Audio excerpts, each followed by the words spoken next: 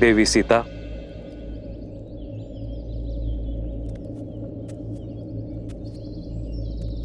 प्रणाम ऋषिवर। आयुष्मान भव। देवी, ये क्या? आपने तो इस स्थान की काया ही पलट दी। आपको कोटि कोटि आभार। मन की चिंता मिटाने के लिए तन को भक्ति में व्यस्त कर लिया। कैसी चिंता देवी? लवकुश की? उनकी सुरक्षा का वचन तो स्वयं तमसा माता ने दे दिया है, परंतु श्री राम, न जाने ऐसा क्यों लग रहा है मुझे ऋषिवर कि श्री राम विचलित है। देवी, आप दोनों दो शरीर एक प्राण हैं। एक दूसरे की मनोदशा बिना मिले, बिना देखे ही अनुभव कर लेते हैं। किंतु ध्यान रखिएगा, भोर खत्म होने से पहले रात्रि का अंधकार सबसे अधिक होता है। वैसे ही शुभ समय आने से पहले चिंताएं मन को घेर लेती हैं। और अब तो सभी चिंता के दूर होने का समय है। ये लीजिए ब्रह्मदेव का प्रसाद, इसे ग्रहण कीजिए। देवी, मैं आपको आश्वस्त करता हूं कि सृष्टि बनाने वाले आपकी समस्त चिंता का नाश अवश्य करेंगे।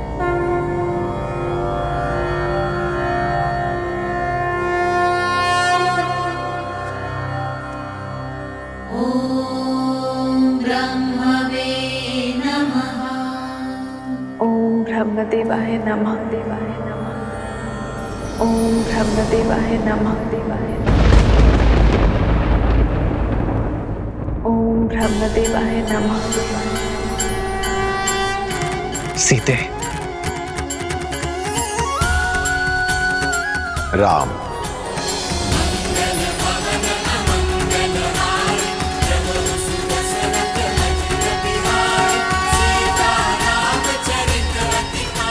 ब्रह्मदेव, तुम्हारा तप, मर्यादा धर्म को संसार में फैलाने की ललक अद्भुत। तुम्हारे जीवन की इस यात्रा में देवी सीता ने भी पूरा साथ दिया है। इसलिए मैंने इस सीता के पुतले को इतने प्राण दिए हैं, ये अश्व के लौटने और यज्ञ उत्पन्न विधि के संपूर्ण होने तक मंत्रो जाप कर सके। अभी अश्वमेध यज्ञ देवताओं को भी सहर्ष स्वीकार होगा और उनका आशीर्वाद तुम्हारे साथ है राम।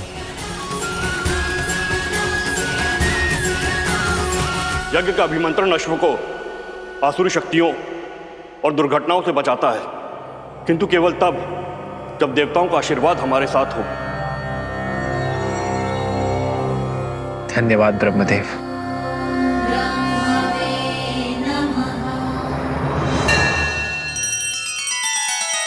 श्री रामचंद्र कृपालु भजु मन हरण भव भय दारुणम। नव कंज लोचन कंज मुख कर कंज पद कंजारुणम।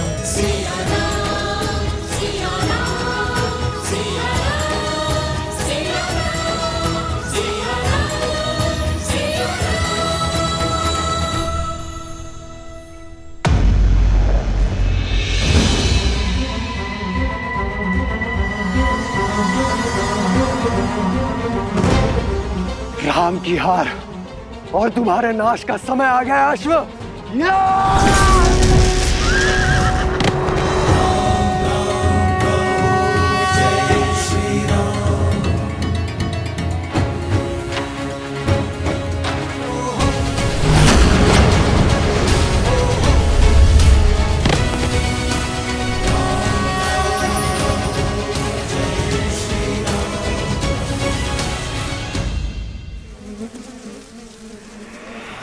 मूर्खाधिपति प्रबंधासुर, इतना भी नहीं जानते कि अश्वमेध का अश्व देवताओं की सुरक्षा में होता है। असुरों का संहार देवताओं और मनुष्यों के सामर्थ्य से नहीं, असुरों की मूर्खता से ही हो जाएगा।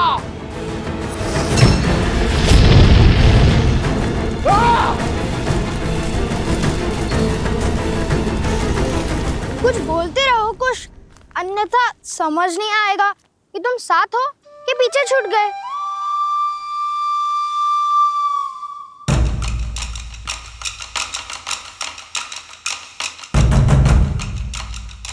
ऋषि कुमारों,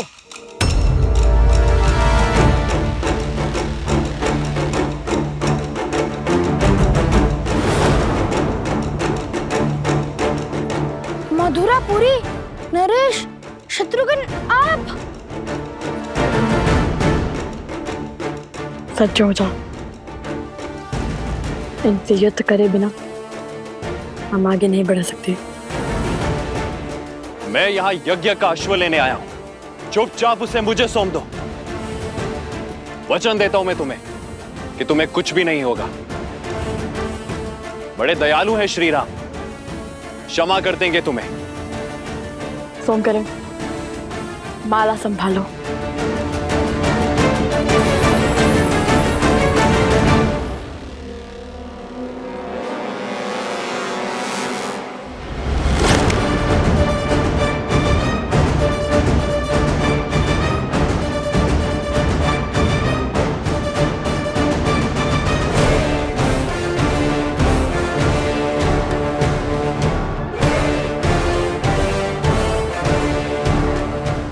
तो जानते हैं ना वो कौन है? वो कोई साधारण बालक नहीं है, वो अनमोल रत्न है, केवल मेरे लिए नहीं अपितु समस्त संसार के लिए। आप दोनों जो कर रहे हैं वो अनुचित है। मेरी विनती सुनिए और समय रहते अपनी भूल सुधार लीजिए। यज्ञ के अश्व को रोकना पाप ही नहीं, अपराध भी है। हम बालक अवश्य हैं, किंतु अबोध नहीं। हम आपका बहुत सम्मान करते हैं राजानुज, किंतु अभी ये अश्व हमने पकड़ा है तो उपाय केवल एक ही है, युद्ध।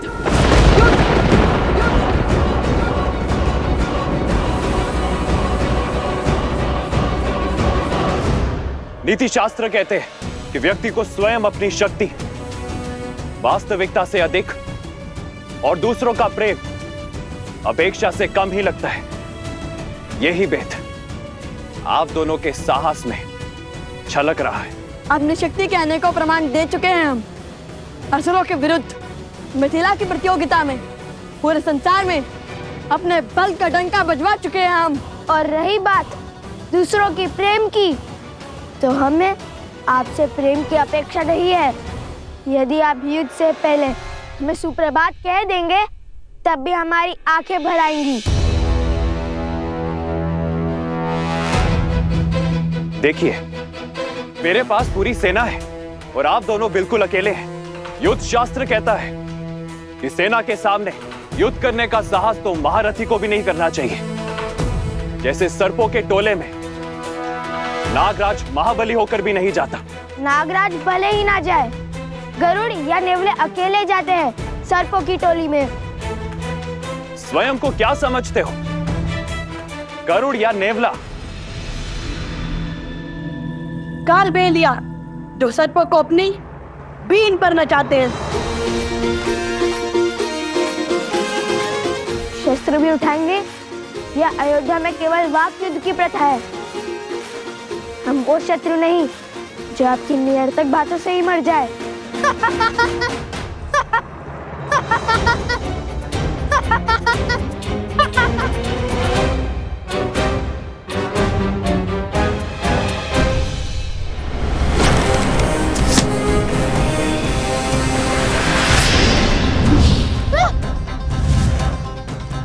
आप दोनों शत्रु नहीं, अपराधी हैं।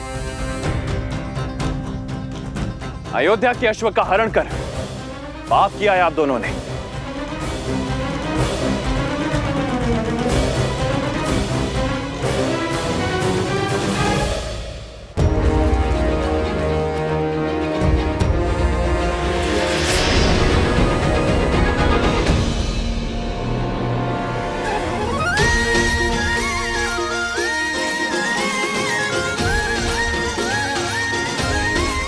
धन्यवाद मित्र सोमकर्ण।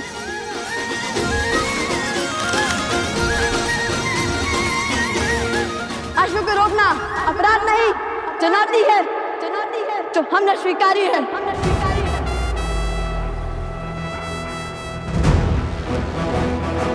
कुश।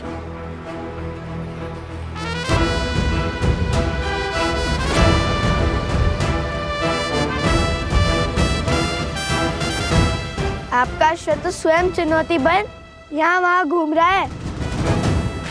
हमने आपकी चुनौती स्वीकार कर कोई पाप किया है?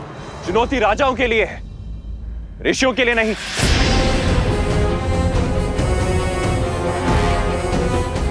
क्या बताएंगे आप? कहां के राजा हैं आप? राजा ना होकर अश्व को रोकना अपराध की श्रेणी में ही आता है। ऐसा तो कहीं नहीं लिखा है। लिखा नहीं है, किंतु असत्य भी नहीं है। ये हमारे राजा हैं। मेरे ज्येष्ठ भ्राता अवसरा ने इनका राज्याभिषेक किया है।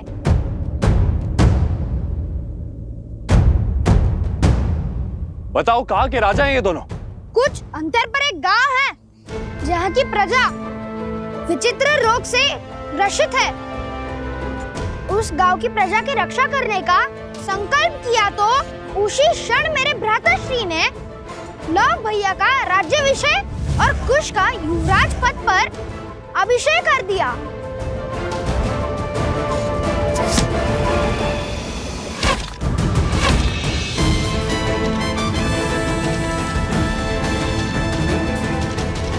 राजानुज, युद्ध में असावधान होना सबसे बड़ा अपराध है।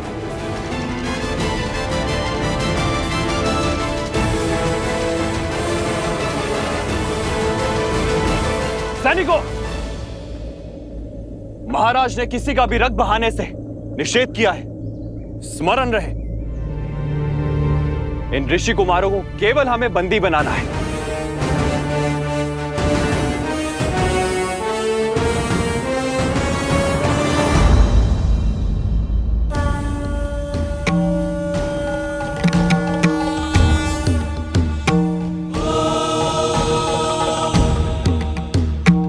वन देवी, नियति मोड़ ले रही है। आपके दोनों पुत्र अपने जीवन की सबसे कठिन यात्रा पर निकलने वाले हैं। मैं केवल आपको यह बताना चाहता हूं कि आपके दोनों पुत्र एक पूरी सेना के विरुद्ध लड़ाई लड़ रहे हैं। सेना?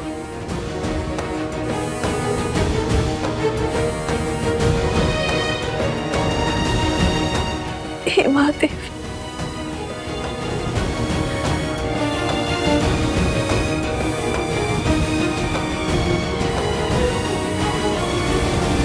ये कैसा संकट है ऋषिवर, जिनके पिता अपने पुत्रों की रक्षा के लिए उपस्थित ना हो, अब उनकी रक्षा कौन करेगा? और वो माता कितनी दुर्भाग्यशाली है जो अपने पुत्रों की सहायता के लिए कुछ नहीं कर सकती।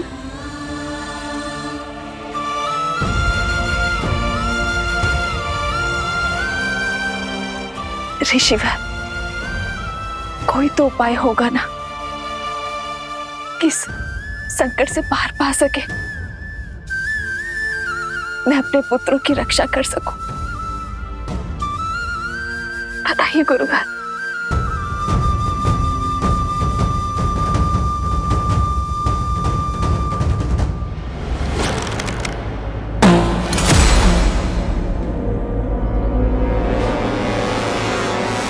सावधान ऋषि कुमारों, ये मेरी अंतिम चेतावनी है। अब अस्त्र उठाने से पहले ना वाद होगा ना विचार।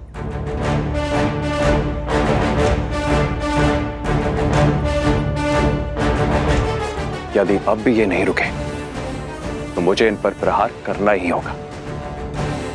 मेरा पहला धर्म अपने महाराज की आज्ञा का पालन करना है। सैनिकों, जाओ और पकड़ लाओ इन्हें।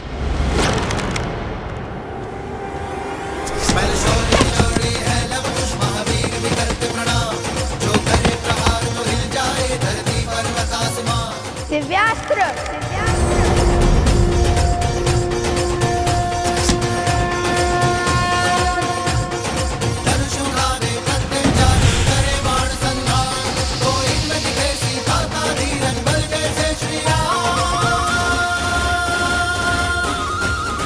संपूर्ण संसार में मर्यादा धर्म का प्रचार हो रहा है और आप दोनों धर्म स्थापना के मार्ग में अवरोध बनकर पाप कर रहे हैं।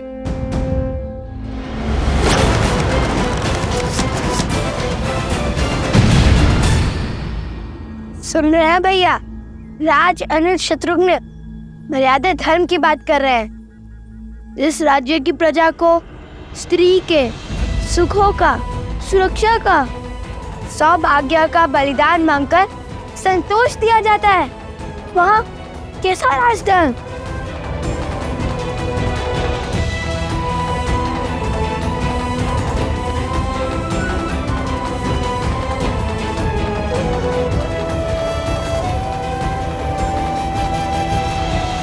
आप दोनों का क्या संबंध है अयोध्या की महारानी से? संबंध है भक्ति और भाव का संबंध। हमने राम कथा पढ़ी है, श्री राम और माता सीता की पूजा की है, और यदि हमारी माता के बाद कोई है जिसमें हमें ममता दिखती है तो वो माता सीता है। क्या रक्त के संबंध से श्रद्धा का संबंध अधिक महान नहीं होता? सिया राम जय जय राम, राम सिया राम जय। सूर्यवंश के इन सूर्य का तेज अयोध्या तक नहीं पहुंचना चाहिए। आप किसी से कुछ नहीं कहेंगे भैया।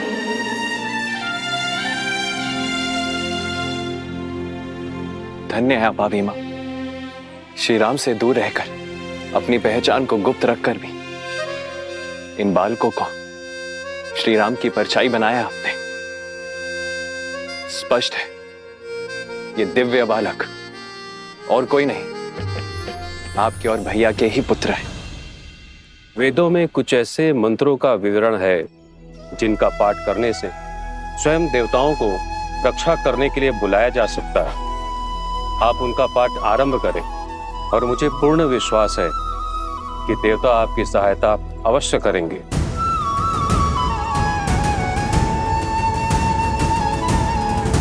मैं आपको वो वेद मंत्र बताती हूँ वनदेवी।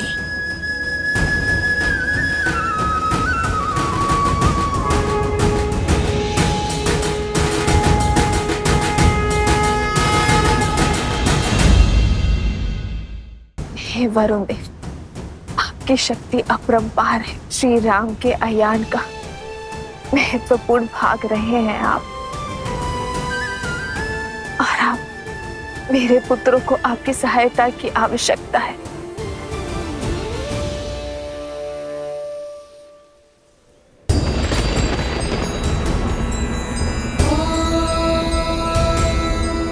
जलबिंबाय विद्महे लीलापुरुषाय धीमहि वरुणः प्रचोदयात्।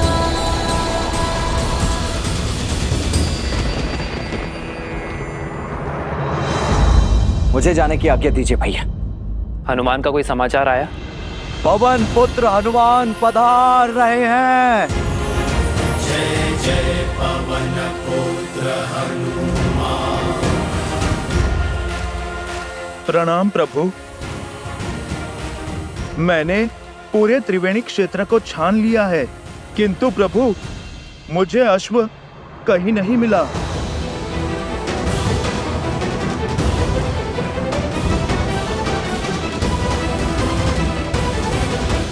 प्रभु शत्रुघ्न सेना ने भी अपना पथ बदल लिया है। प्रभु मुझे लगता है वो किसी युद्ध में उलझ गए हैं। महाराज, हमें तुरंत सेना भेजनी चाहिए। भरत भैया, अभी पूरी सेना भेजने की आवश्यकता नहीं है। प्रभु यदि आपकी आज्ञा हो तो मैं युद्ध में शत्रुघ्न भैया की सहायता के लिए जाऊं।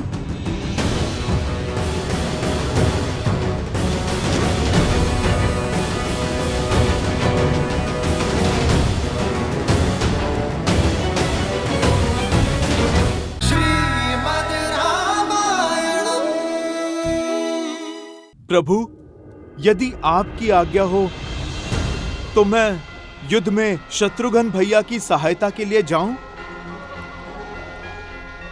जाओ हनुमान, कि तो स्मरण रहे युद्ध में कोई अनावश्यक रक्तपात ना हो।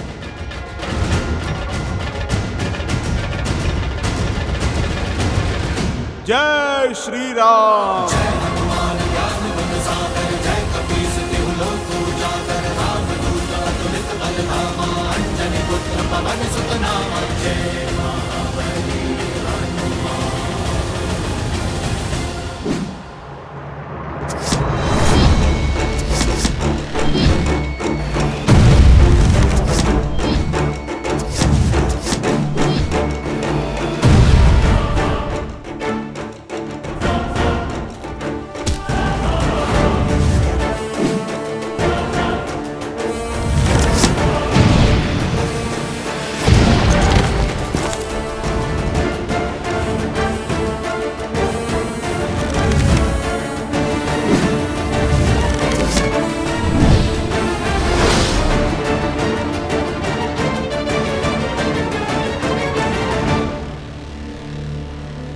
मुझे इन्हें सम्मोहन अस्त्र से बेसुध करना होगा।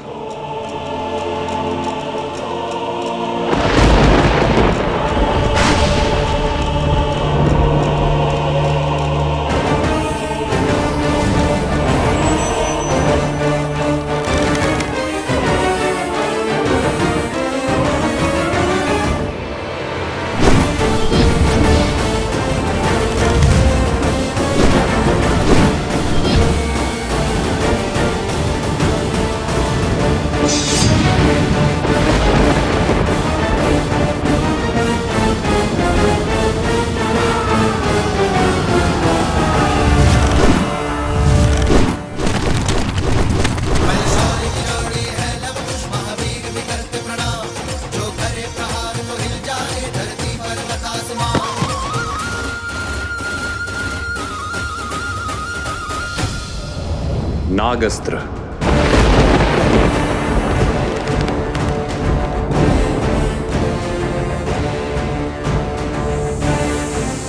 अपनी कुंडली में इन्हें बांध लीजिए नाग देवता, और कोई हानि नहीं पहुंचाए। सुनो, तुम इन सैनिकों को संभालो, मैं इस अस्त्र का उत्तर देता हूं।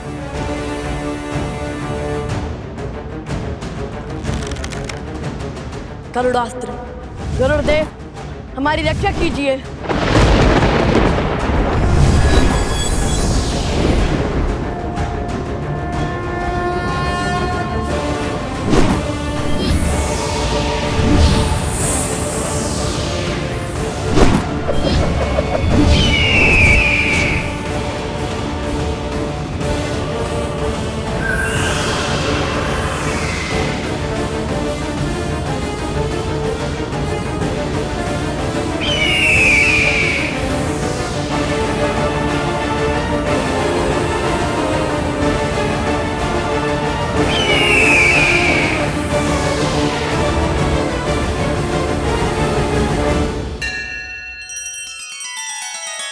श्री रामचंद्र कृपालु भजु मन हरण भव भय दारुणम नव कंज लोचन कंज मुख कर कंज पद कंजारुणम। सिया राम, सिया राम, सिया राम, सिया राम, सिया राम, सिया राम।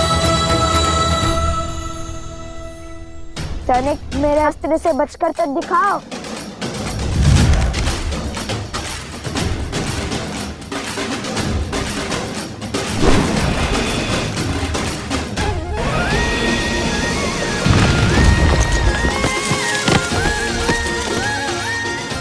अरे संभाल कर, सैनिक आगे तो देखो।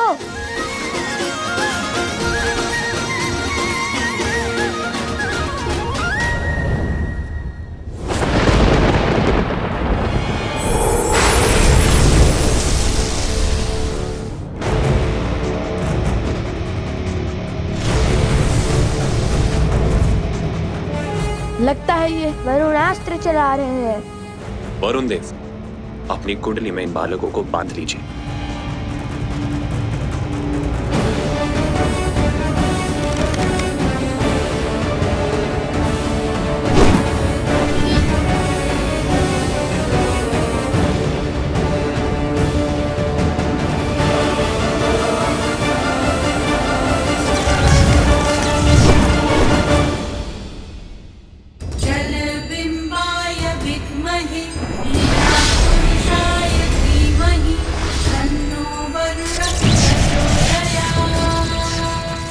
असंभव। वरुण देव इनके पक्ष में क्यों है?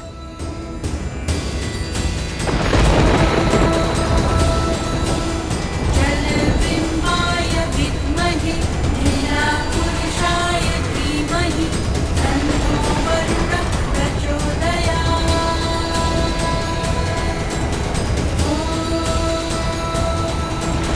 जलबिम्बाय विद्महे लीलापुरुषाय धीमहि तन्नो वरुणः प्रचोदयात्।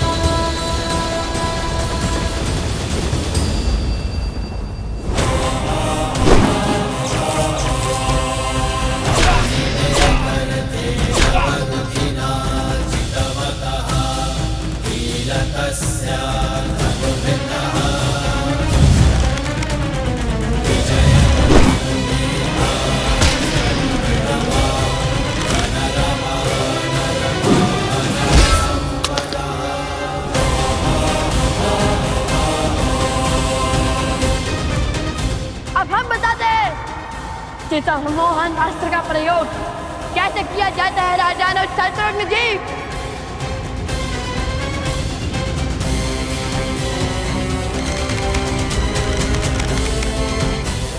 इस पराजय ने जितना संतोष मुझे दिया है उतना आज तक मुझे किसी विजय ने नहीं दिया।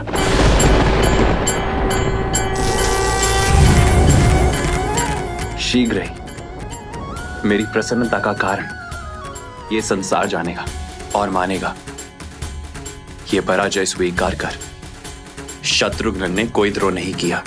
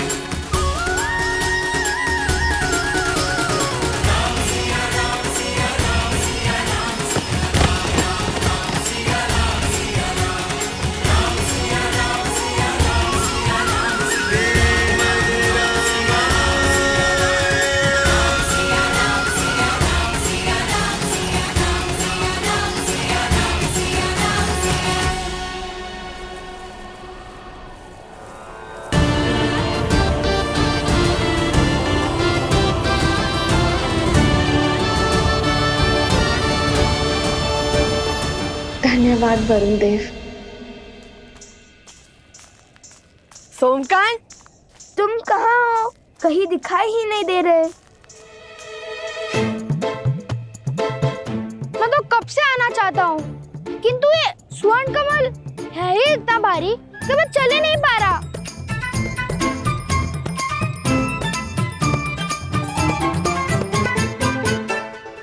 लाओ।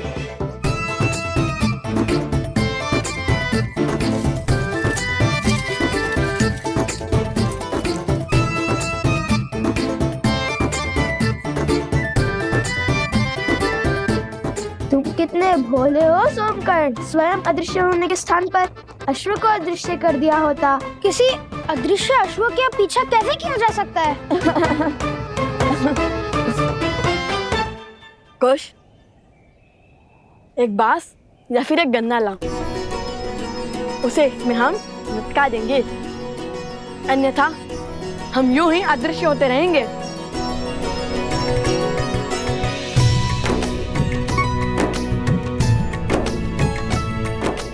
सोमकर्ण, तुमने असत्य कहा है कि हमारा राज्याभिषेक हुआ है, किंतु अब उस असत्य को सत्य बनाना होगा हमें।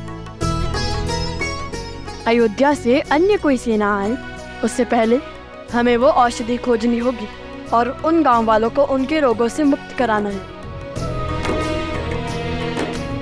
ये लीजिए भैया।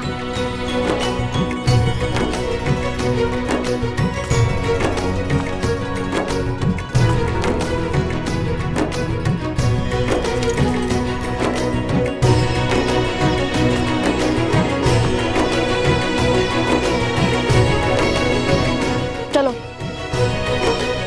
पर्वत की ओर चलते हैं। भैया, किंतु औषधि कैसे खोजेंगे? सूर्यास्त होने को है। शीघ्र ही घोर अंधकार छा जाएगा।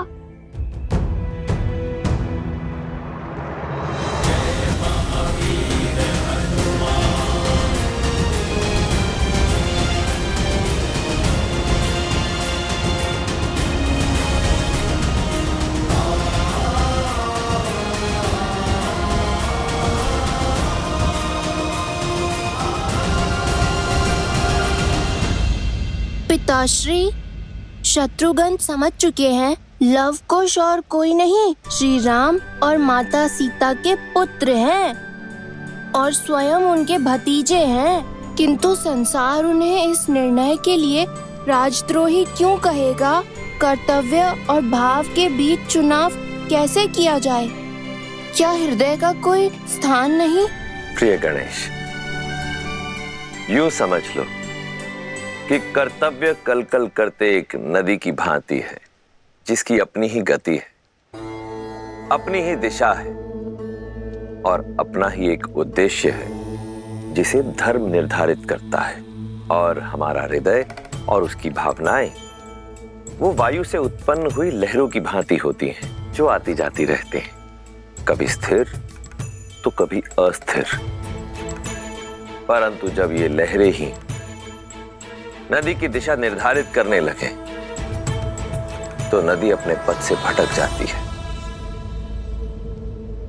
भाव हमें अपने अधीन कर कर्तव्यों से विमुख कर देता है। हाँ पुत्र, तुम्हारी माता का कहना सर्वथा उचित है और ऐसे में कर्तव्य ही है जो हमें बल देता है। और जब हम कर्तव्य के पथ पर चलते हुए स्वयं को तन मन से संपूर्ण रूप से समर्पित कर देते हैं, तब हमें केवल सत्य के समक्ष ही नतमस्तक होने की आवश्यकता पड़ती है, क्योंकि सत्य ही धर्म है और धर्म ही है जो हमें ईश्वर से जोड़ने की शक्ति रखता है।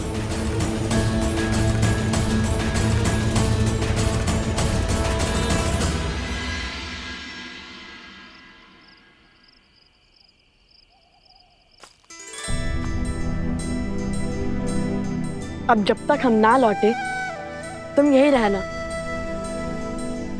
हम एक और वचन निभा कर आते हैं। उन गांव वालों की रक्षा के लिए पर्वत से औषधि लाती है।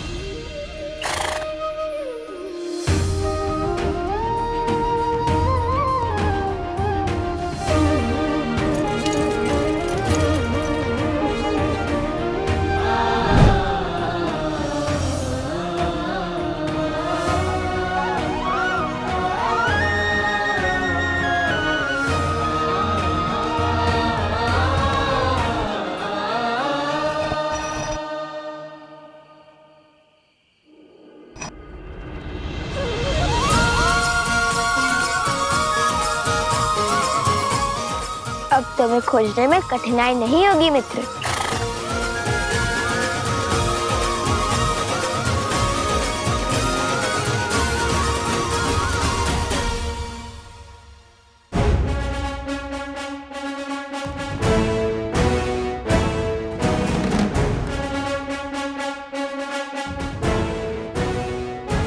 भैया, गांव की रक्षा के लिए हरित ऋषि पहुंच गए होंगे, हमारी प्रतीक्षा कर रहे होंगे।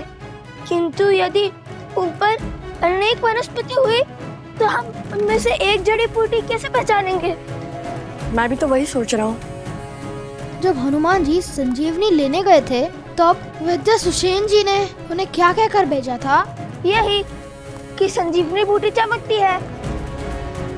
बूटी चमकती है जैसे अधर्म के अंधकार में धर्म का प्रकाश चमकता है।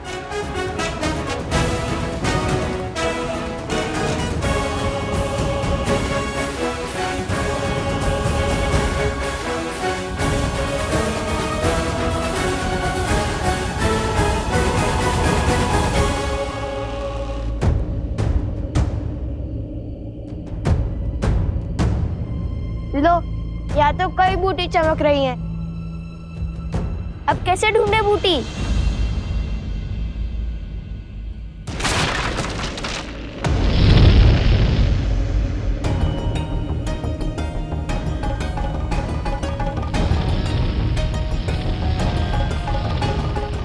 इससे पहले कि समय हाथ से फिसल जाए, मुझे स्वयं जाकर वो दुर्लभ जड़ी बूटी लानी होगी,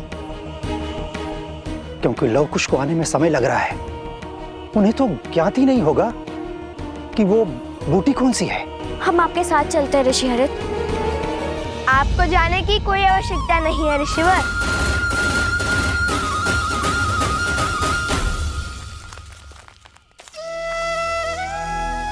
लवकुश भी आ गए और आपके लिए जड़ी बूटी भी। चाहिए ना आपकी वो दुर्लभ जड़ी बूटी? हाँ, यही वो बूटी है। किंतु लवकुश, तुम्हें जड़ी बूटी कैसे पहचानी?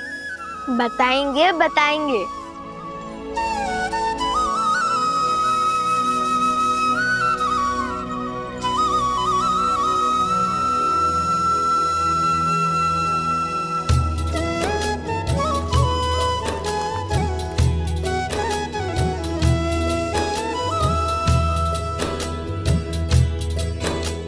सहस्त्राक्षम शतधार वृषिव पावनम कृतम तेना सहस्त्रधारेण पवमानः पुनातुमाम। सहस्त्राक्षम शतधार वृषिव पावनम कृतम तेना सहस्त्रधारेण पवमानः पुनातुमाम। सहस्त्राक्षम शतधार वृषिव पावनम कृतम तेना सहस्त्रधारेण पवमानः पुनातुमाम।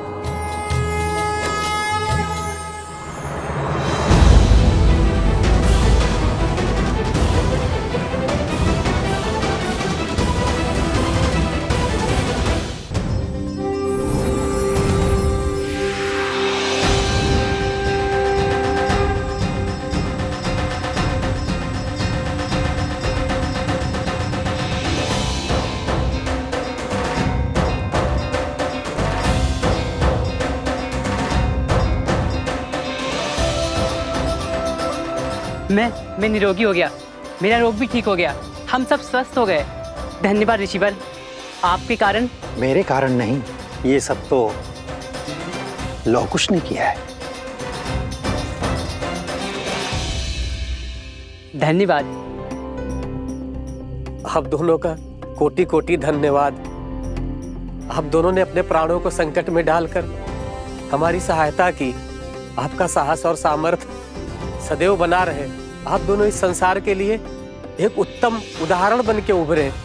हम केवल मुख से ही आपको धन्यवाद कह सकते हैं, क्योंकि आपको देने के लिए हमारे पास कुछ भी नहीं है। हमें बताइए ऋषि कुमार, आपको क्या चाहिए? हम आपका कर कैसे चुकाएं?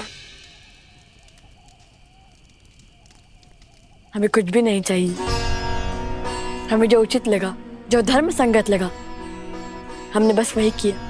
और मांगना क्या है वो भी हमें नहीं पता, इसलिए धन्यवाद ही बहुत है। मैं जानता हूँ क्या मांगना है।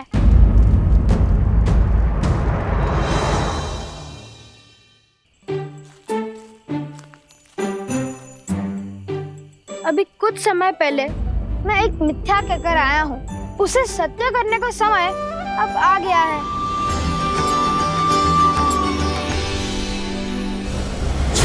महावीर हनुमान, जय जय पवन पुत्र हनुमान।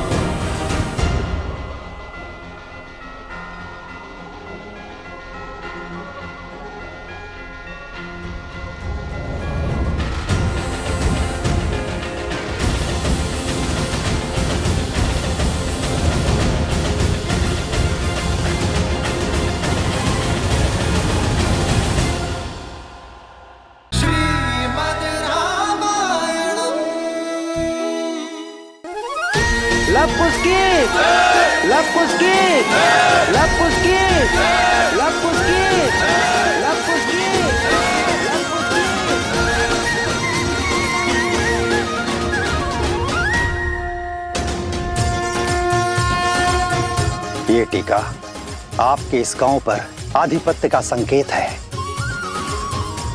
आज से आप दोनों इनके नायक, इनके राजा हुए।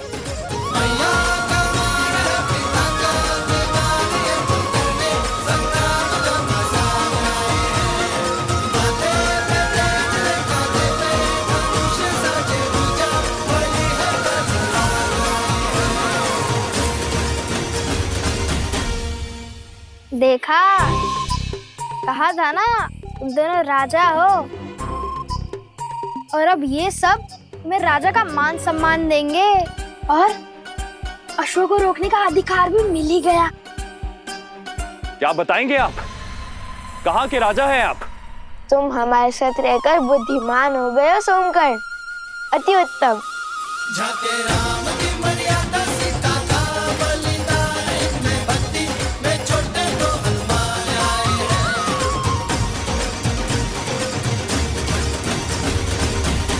ऋषिवर, क्या आप हमें माता सीता के बारे में जानकारी दे सकते हैं? उनकी कथा, उनकी गाथा क्यों संसार से छुपी है?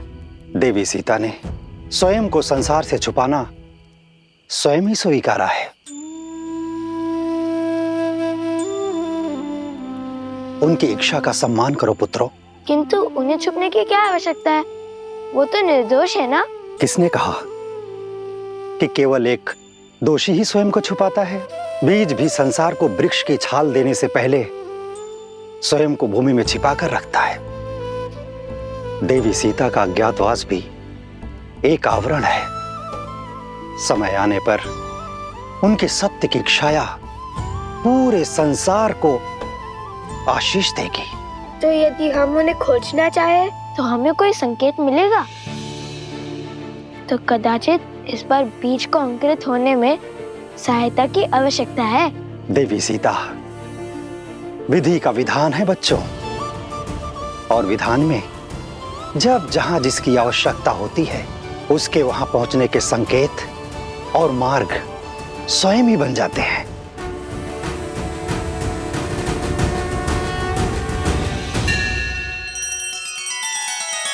श्री रामचंद्र कृपालु भजुमन हरण भव भय दारुणम नव कंज लोचन कंज मुख कर कंज पद कंजारुणम।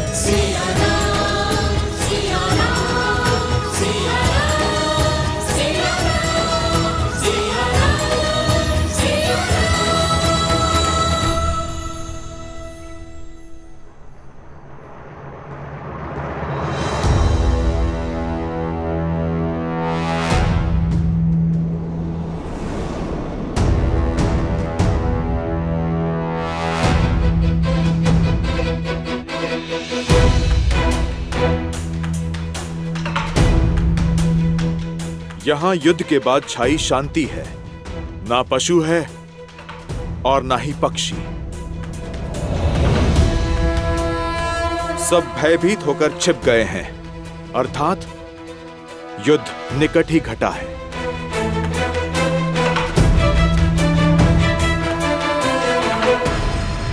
आप दोनों हमारे राजा हैं, इसलिए पहला भोग आप लगाएंगे। नहीं, राजा स्वामी नहीं, सेवक होता है जो प्रजा से पहले अपना पेट भर ले। वो रक्षक नहीं, भक्षक होता है। आइए हम सब साथ भोजन करेंगे। लीजिए।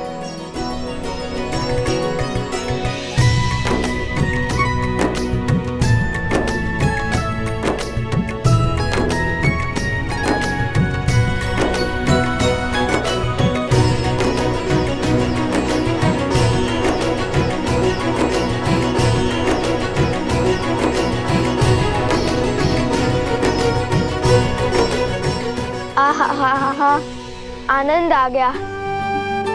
बड़ा परिश्रम किया है ना सुबह से। अच्छा आप बताओ, तुम दोनों ने उस बूटी को पहचाना कैसे? इतनी बूटियों के बीच में तुमने इस एक बूटी को कैसे खोजा? जब मन में धर्म की धुन लिए कोई सुकर्म करने निकलो तो स्वयं प्रकृति भी आपकी सहायता करती है। और फिर रामायण की कथा है ना हमारी सहायता के लिए। हमें पता था ऐसी चमत्कारी बूटी चमकती ही होगी। वो हुआ ये भैया कि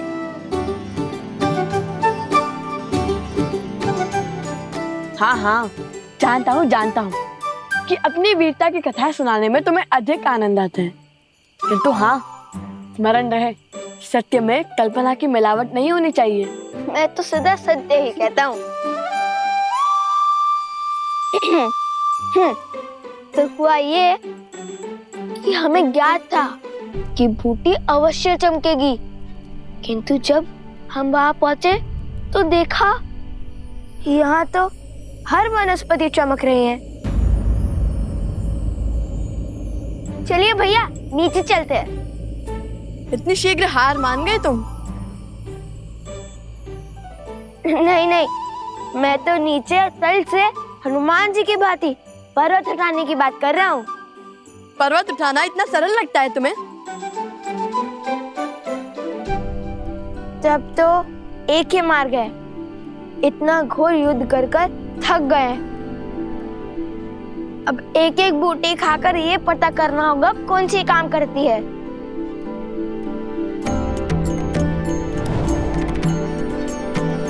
और यदि कोई भी बूटी विषैली निकली तो?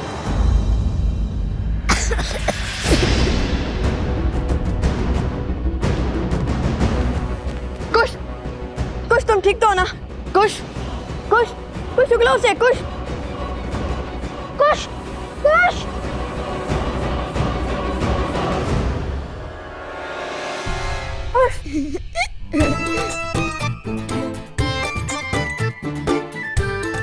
अब डर गए ना? मुझे तो कुछ नहीं हुआ। कभी तो गंभीर हो जाया करो कुश।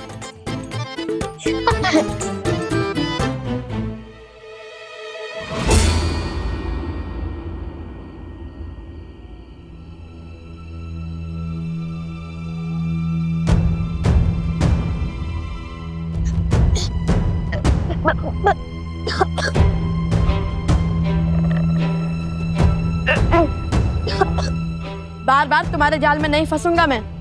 अभिनय का कोई लाभ नहीं है।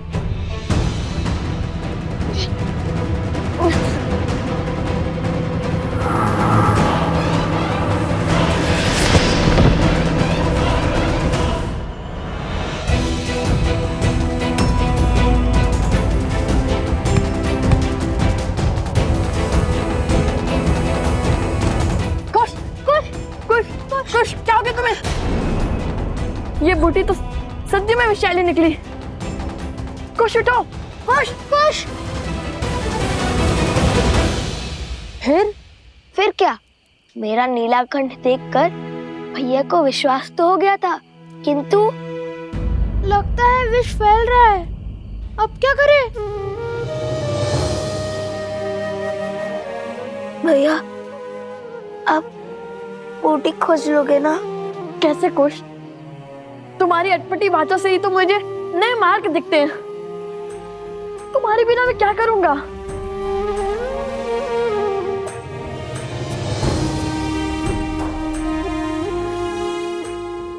ये बूटी विषैली है, ये तो पता चल गया ना।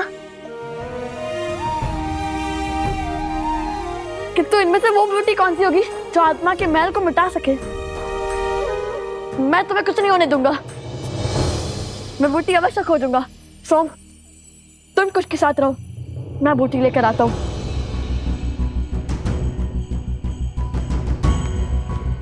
आंखें खोलो कुश।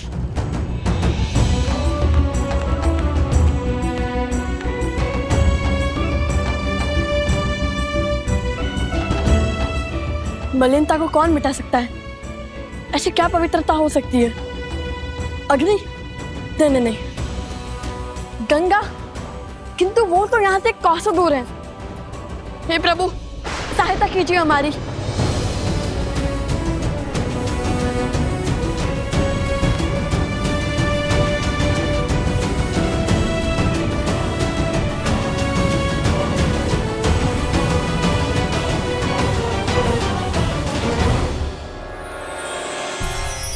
ये नक्षत्र तो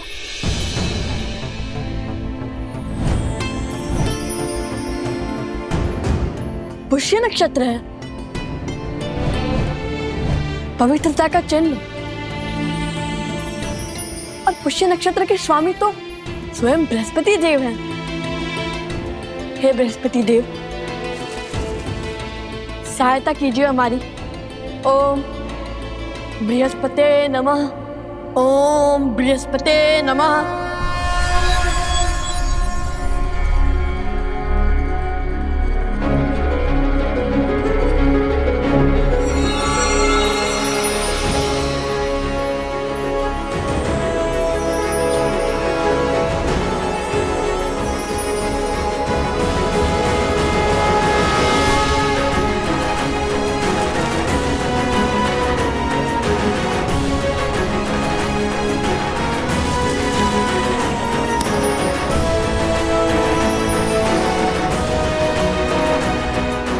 ओम बृहस्पते नमः।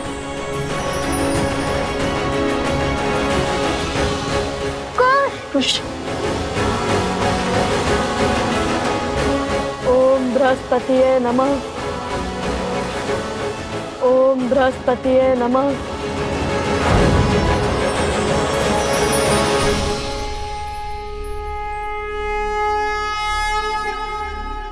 कुश, तुम ठीक तो हो ना? भैया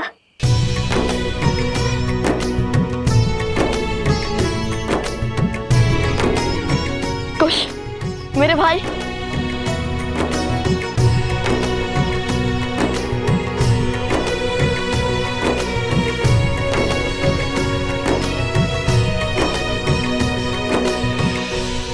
प्रकार भैया ने अपने ज्ञान से मेरी उद्दंडता के कारण आई समस्या का अंत किया।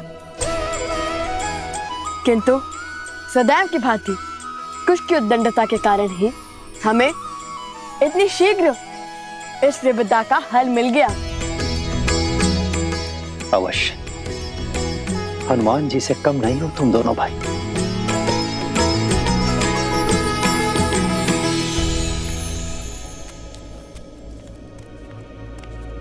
पूरा वन घूमकर पुनः यहीं पर आ गया।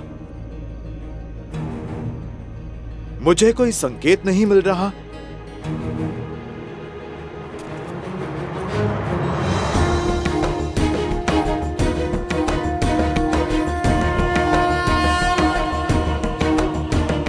यहां पर स्वास्तिक किसने बनाया?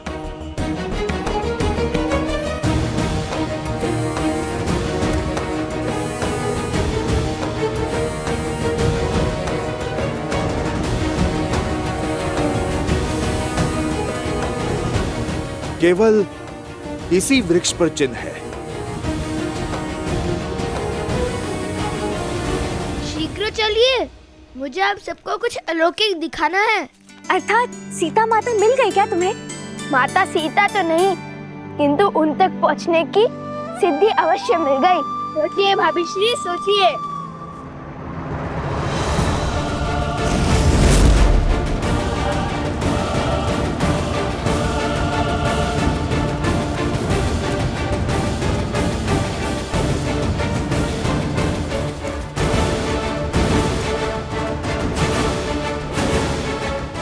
अरे अब शीघ्र चलो, हमें उस वृक्ष तक पहुंचना होगा, अन्यथा तुम्हारी सिद्धि कोई और ले जाएगा। ये कैसा आभास है? मानो कोई दिव्य शक्ति आसपास है।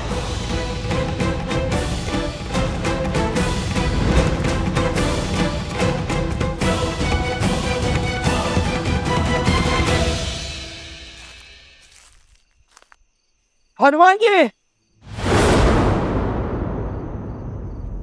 सैनिकों,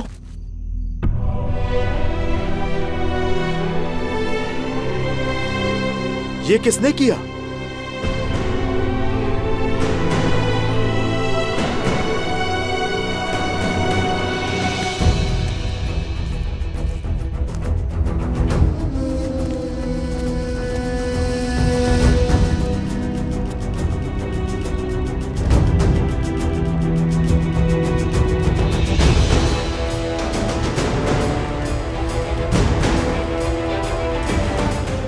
इसी गड्ढे में गिरे थे हनुमान जी।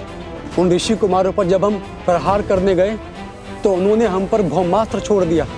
अश्व को पकड़ने वाले भी वो 2 ही थे और बाकी के सैनिक और राजनुज शत्रुघ्न यहाँ गिरे थे।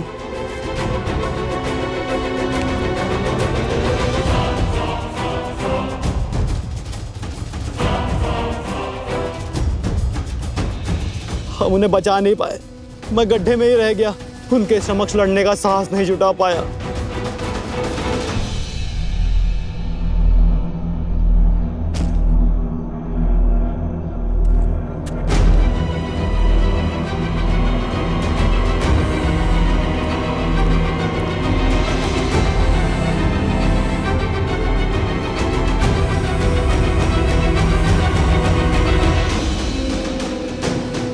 ये सब मूर्छित हुए हैं, इनके प्राण नहीं निकले हैं, सम्मोहन अस्त्र के पाश में बंधे हैं जो केवल देवताओं से ही मिल सकता है।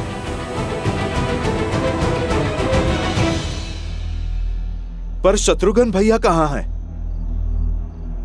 हम उन्हीं को खोज रहे थे हनुमान जी, तब तक आप हमें दिख गए।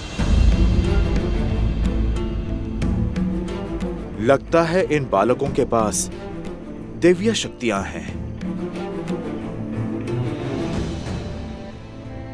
अवश्य ही ये वही ऋषि कुमार हैं जो अयोध्या आए थे। वो एक दूसरे को लवकुश कहकर पुकार रहे थे। लवकुश? इतने बड़े राम भक्त अपने ही प्रभु का अश्व क्यों रोकेंगे? तुम इन्हें अयोध्या ले जाओ। शत्रुघ्न भैया को मैं खोजता हूं। महाराज को सारी सूचना विस्तार से देना।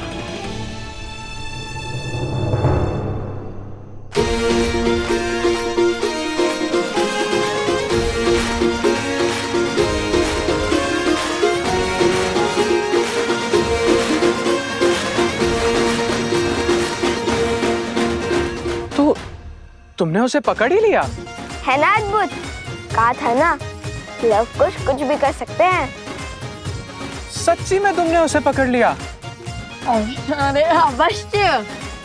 अब चलिए, हमें वो स्वर्ण कमल लेकर आश्रम भी पहुंचना है। कल सुबह पूजा है।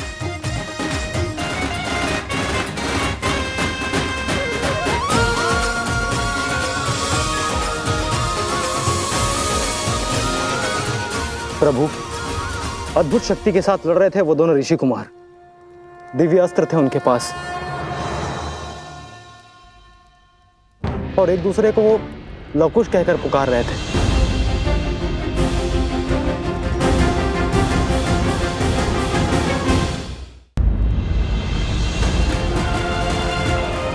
महाराज, ये तो वही 2 ऋषि कुमार हैं जिनके गायन ने हम सभी को मंत्रमुग्ध कर दिया था।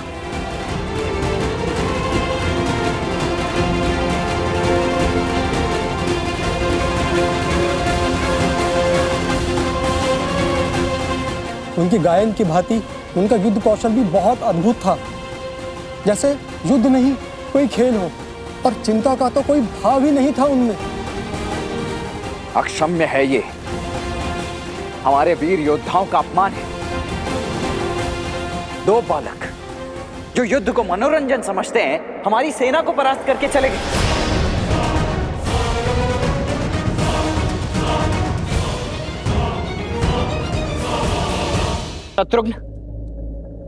शत्रुघ्न कहाँ है?